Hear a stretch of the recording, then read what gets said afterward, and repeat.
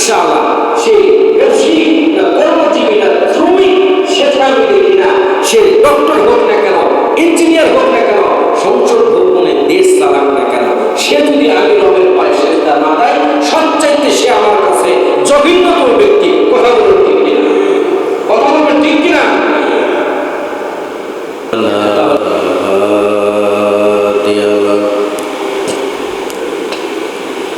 ونشهد أن سيدنا وسندنا وحبيبنا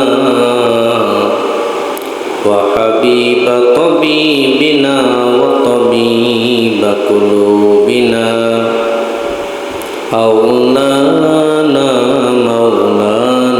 محمد. فقد قال الله تبارك وتعالى في كلامه المجيد وفي الفرقانه الحميد. فأعوذ بالله من الشيطان الرجيم. بسم الله الرحمن الرحيم.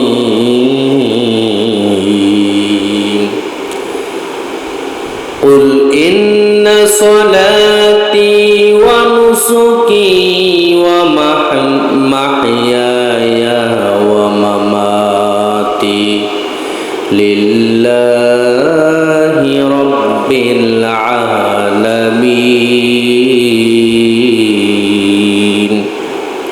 صدق الله العظيم.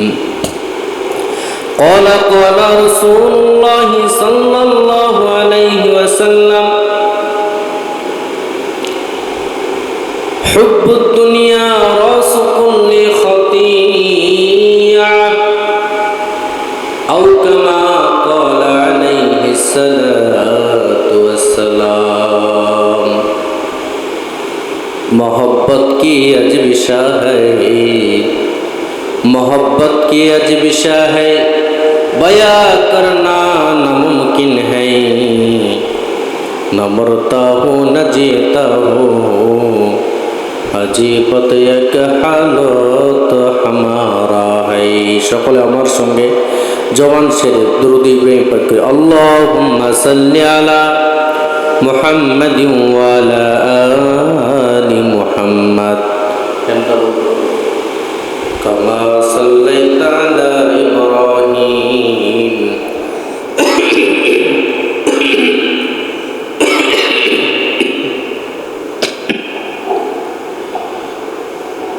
আলহামদুলিল্লাহ। আল্লাহ তাআলার দরবারে লাখো কোটি শুকরিয়া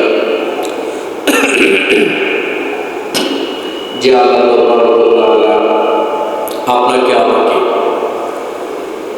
বিগত জুমার নাই এই জুমাতেও পৃথিবীর সকল প্রকার পেরেশানি, সকল প্রকার ঝামেলা, সকল প্রকার ব্যস্ততা,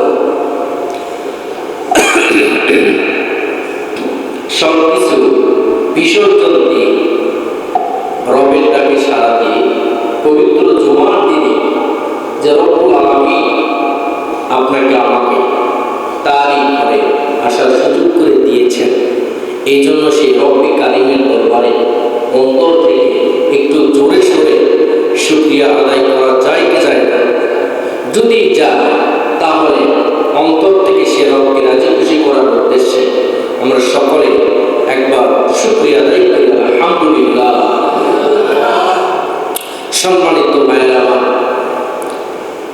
আপনি আমার নেতা, সারা পৃথিবীর নেতা, বিশ্ব নেতা, যিনি যার প্রত্যয়ের পত্রে আমাদের যে প্রত্যয়ের পত্রে যেই মানুষটির সিগনেচার প্রয়োজন, তিনি সমস্ত নবী কুলের নবী, আরশ আজিমের নবী, জমিনের নবী, ফেরেশতাদের নবী, পশু পাখিদের নবী, গাছপালাদের নবী, মানুষদের নবী, পয়গম্বরদের নবী, যত মাখলুক রয়েছে মাখলুকের নবী,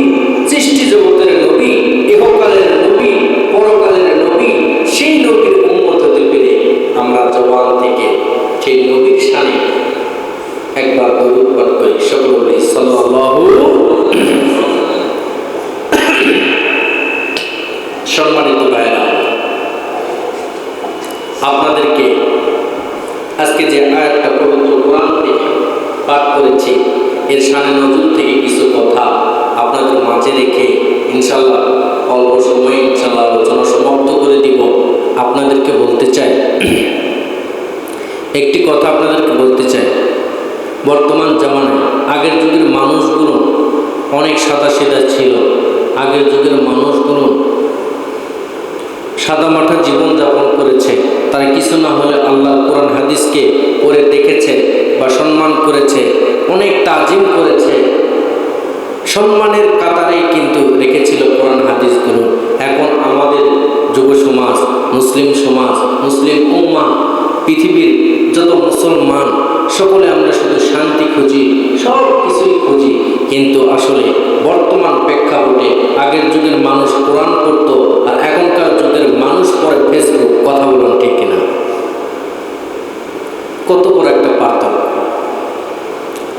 আগের মানুষগুলো কোরআন পড়তে ভালোবাসত আর এখনকার মানুষগুলো এখন ফেসবুক। কথা বলুন ঠিক কিনা? এই ফেসবুক, ইন্টারনেট, এগুলোর নামে কত জিনিসের অবসান ঘটেছে, আপনি এটা কি জানেন? ফেসবুক এই মোবাইল নামক একটা ডিভাইস নামার কারণে ঘড়ির যে অবক্ষয় হয়েছে, ঘড়ি আর মানুষ ব্যবহার করতে চায়, ঘড়ির টাইম দেখতেই চায় না। টাইম কত দেখার ইচ্ছে হইলে পকেট থেকে মোবাইল বের করে দেখে। কথা বলুন ঠিক কিনা? এই যে মোবাইল নামার পরে কাটা কম্পাসের যে একটা প্রচলন ছিল, সেটাও শেষ। ঘড়ি নামার পরে আবহাওয়া অফিসকে মানুষ ফলো করত, টেলিভিশনের কোনো নিউজকে মানুষ ফলো করত, টেলিভিশনের খবর শোনাও শেষ। কথা বলুন ঠিক কিনা? এই মোবাইল নামার পরে আপনি আমি যারা শিক্ষিত মানুষ রয়েছে, তাদের বাসায়, তাদের অফিসে বা তাদের দোকানে, তাদের চেম্বারে পত্রিকা আসত। দৈনিক পত্রিকা বলে, প্রথম আলো বলে, এরকম প্রতিদিনের পত্রিকাগুলো এভরিডে সরবরাহ করা হতো। এই মোবাইল নামার পরে পত্রিকাও আর মানুষ পড়ে না, পেপার পড়ে না। কথা বলুন ঠিক কিনা? মোবাইল নামার পরে বই তো হাতে নিয়ে পড়া একদম বন্ধ। কথা বলুন ঠিক কিনা? আগের মানুষ উপন্যাস, কাল্পনিক, বিভিন্ন গল্পের বই, ইতিহাস অনেক কানেক্ট করে ইতিহাস পড়তেন, জানতেন, বুঝতেন। জ্ঞানী মানুষগুলো এই ইতিহাস পড়ে তাদের ব্রেনের বিকাশ থেকে তারা বিচার সালিশ বিভিন্ন কিছু করতে। কথা বলুন ঠিক কিনা?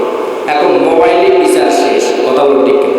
মোবাইলে একটা নিউজ আসতেছে, গোটা পৃথিবী জানতেছে, এটা থেকেই বিচার ওখানেই করা হচ্ছে, সে ভালো না খারাপ, এটা ফেক আইডি না এটা রিয়েল আইডি। কথা বলুন ঠিক কিনা? তাহলে মোবাইল হচ্ছে, আমি ইতিপূর্বেও বলি, মোবাইলটা এমন এক বিষাক্ত একটা ডিভাইস, এইটাই হচ্ছে তার জলের লাস্ট প্যাটার্ন। কথা বলুন ঠিক কিনা? এটা দিয়ে জাতিকে সমাপ্ত করার জন্য যথেষ্ট। কথা বলুন ঠিক কিনা? প্রিয় ভাইয়েরা, এই মোবাইল নিয়ে আমাদের অশান্তি বেড়ে গিয়েছে না যায় নাই? অবশ্যই গিয়েছে। আপনাদেরকে বর্তমান প্রেক্ষাপট নিয়ে কথা বলতে চাই। যে আমাদের সুশীল সমাজ, সুন্দর সমাজ তো আমরা চাই, আমরা শান্তিতে থাকতে চাই বেশি। আমাদের সমাজ, সামাজিক অধিকার যারা লঙ্ঘন করে তাদেরকে ঘৃণার চোখে দেখি, আমাদের অধিকার যারা হরণ করে তাদেরকে ঘৃণার চোখে দেখি, আমাদেরকে যারা আঘাতপ্রাপ্ত করে তাদেরকে ঘৃণার চোখে দেখি, আমাদের যারা সম্পদ অর্থ যারা লুণ্ঠন করে তাদেরকে ঘৃণার চোখে দেখি, আমাদের স্বাধীনতার মাঝে মাঝে প্রাচীর দেওয়াল যিনি দাঁড় করাই তাদেরকে আমরা ঘৃণার চোখে দেখি। অথচ আল্লাহ বলছে, দুনিয়াতে কে কি করলো, কে কার টাকা মেরে গেল, কে কার ক্ষতি করলো, এটার বিচার আমি আল্লাহ তাআলা একদিন না একদিন করব। কথা বলুন ঠিক কিনা? কিন্তু তার চাইতে তার আগেও হিসাব আমি যেটা নিব, সেটা হচ্ছে, বান্দা তুমি নামাজ যেটা পড়ো না, ইন্না সলাতি, আমি যে আয়াতটা পাঠ করেছি, বান্দাকে বলেছে তুমি নামাজ পড়তে হবে। তোমার নামাজ মাপ নাই। তুমি যদি নামাজ না পড়ো, তোমার চারানা দামও আমি রবের দরবারে নাই। কথা বলুন ঠিক কিনা? একজন সমাজে যদি একজন শিক্ষিত মানুষ হয়, সে যদি নামাজ নাও পড়ে, মাস্টার বা ডক্টর বা ভালো জ্ঞান রাখে, বুদ্ধিজীবী মানুষ, কিন্তু নামাজ পড়ে না, এই মানুষের সঙ্গে আত্মীয়তা করতে আপনাদের অসুবিধা তো নেই, কথা বলে দেখে কোনো অসুবিধা হয় না। বরঞ্চ আপনি বলে বেড়ান, আমি যার সঙ্গে আত্মীয়তা করেছি, ছেলে মেয়ে বিবাহ দিয়েছি, অনেক সম্পদের অধিকারী, তারা বংশ প্রণালী ভালো, বংশের ব্যাকগ্রাউন্ড সুন্দর, মেয়ের আচার ব্যবহার সুন্দর, শিক্ষিত, অমুক ছেলে তার কানাডাতে থাকে, অমুক ছেলে তার দুবাই থাকে, অমুক ছেলে সিঙ্গাপুর থাকে, এরকম কথা বলি না বলি। আপনি আপনার বিবেক দিয়ে একজনের ভালো চরিত্রের মাইকিং এবং প্রচার প্রসার করলেন। আল্লাহ এখানে কি বলতেছে দেখেন, আল্লাহ বলতেছে সে শিক্ষিত না সে গরিব, আল্লাহ বলতেছে সে ধনী না রিক্সাওয়ালা, সে ব্যবসায়ী না কর্মজীবী না শ্রমিক, সেটা আমি দেখি না। সে ডক্টর হোক না কেন, ইঞ্জিনিয়ার হোক না কেন, সংসদ ভবনে দেশ চালাক না কেন, সে যদি আমি রবের পায়ে সেজদা না দেয়, সবচাইতে সে আমার কাছে জঘন্যতম ব্যক্তি। কথা বলুন ঠিক কিনা? কথা বলবেন ঠিক কিনা? তাহলে রবের কাছে যিনি ঘৃণিত ব্যক্তি, যে রবের সহযোগিতা আপনি নিয়ে চলি, আল্লাহকে যদি আমরা কেউ গালি দেয় বা অস্বীকার করে, বলেন তো আপনারা মেনে নেবেন? মেনে নেবেন? সেই আল্লাহ বলতেছে তারা আমার কাছে সবচেয়ে জঘন্যতম ব্যক্তি, তাদেরকে আপনি আবার ভালো সার্টিফিকেট দেন, মানে আপনি সবচেয়ে আল্লাহর কাছে অপরাধী। কথা বলুন ঠিক কিনা? আপনাদেরকে এইগুলো বোঝানোর জন্যই তো আমি চেষ্টা করি, কিন্তু বোঝেন না। যারা আল্লাহকে ডাকে, আল্লাহর সালাত আদায় করে, কোরআন তেলাওয়াত করে, যারা হচ্ছে ইসলামী মুভমেন্টের মধ্যে থাকে, এই মানুষদেরকে যারা কটূক্তি করে কথা বলবে, এর বিচারও আমার আল্লাহ তাআলা করবে। কথা বলুন ঠিক কিনা? আর সমাজে যারা আল্লাহ পায়ে সেজদা দেয় না, আল্লাহর গুণগান গায় না, নবীর সুন্নাত যাদের মধ্যে নেই, সাধারণ বলের মধ্যে নেই, অথচ নবীর বিরোধিতা করতেছে, তারা হচ্ছে বিভিন্ন, যারা নামাজ পড়ে তাদেরকে দেখতে পায় না, যারা নামাজ পড়ে তাদেরকে দেখতে পারে না, আলেম ওলামাদেরকে দেখতে পারে না, নবীর ওয়ারিসদেরকে দেখতে পায় না, তাদেরকে যদি আপনি ভালো মানুষের সার্টিফিকেট দিয়ে থাকেন, আল্লাহ বলতেছে সে শুধু সামাজিকভাবে ভালো মানুষ হইতে পারে, কিন্তু আমি রব জানি কতটুকু ঘৃণিত এবং জঘন্যতম মানুষ সে। আমি রবের কাছে কথা বলুন ঠিক কিনা? এগুলো দুনিয়াতে কেটে যেতে পারে, কিন্তু একদিন এটা ফলাফল হবে। কথা বলুন ঠিক কিনা? আপনাদেরকে বলতে চাই, আমাদের সমাজটাকে এখন আমরা একটা, গত জুমায় বলেছিলাম, পুরো স্বাধীনতা পেয়েছি। এই স্বাধীনতা পাওয়া বড় কথা না, এটাকে অর্জন করা, এটাকে ধরে রাখা, এটাকে শান্তি ফিরে আনা, এটাই সবচেয়ে বড় কথা। কথা বলুন ঠিক কিনা? এই জাতি পারে, আবার ইসলামী মুভমেন্ট হিসাবে, ইসলামী রাষ্ট্র হিসাবে আমাদের এই জাতিকে, বাংলাদেশকে, আমাদের এই জাতিকে আবার মুসলিমের যে একটা আকীদা কি, আমাদের কিভাবে চলতে হবে, ইসলামী রাষ্ট্র হিসেবে কিভাবে জীবনযাপন করতে হবে, এগুলো আমাদেরকে সকলের সহযোগিতাতে আমাদেরকে কায়েম করতে হবে। কথা বলুন ঠিক কিনা? এটা সুবর্ণ সুযোগ। এই সুযোগ যদি আমরা কাজে না লাগাইতে পারি, তাহলে কোনো লাভ হবে না প্রিয় ভাইয়েরা।